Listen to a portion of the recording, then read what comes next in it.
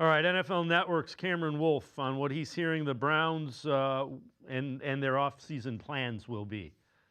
The Cleveland Browns, who may be one of the most interesting teams to watch in this draft, 2 first-round picks at 6 and 24 from the Jacksonville pick.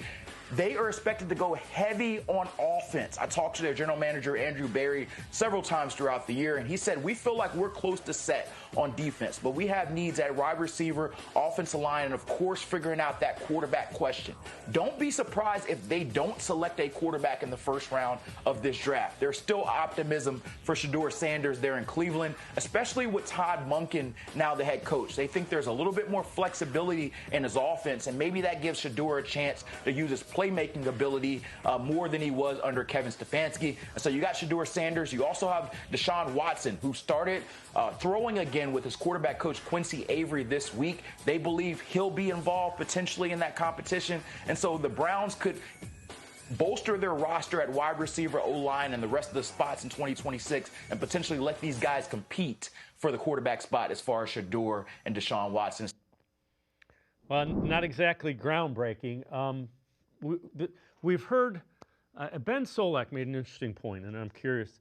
His thing was even if you play Deshaun Watson and he plays well, the end game then becomes, well, if he plays well, you can't really extend him because the history and the money. So it's almost like it's a damned if you do, damned if you don't relative to Deshaun Watson at quarterback here. Yeah, that is an interesting point. I got a hard time wrapping my head around Deshaun Watson having a significant role next year. I know he's going to be on the roster because they owe him all that money, and they're not going to pay him $46 million not to be here.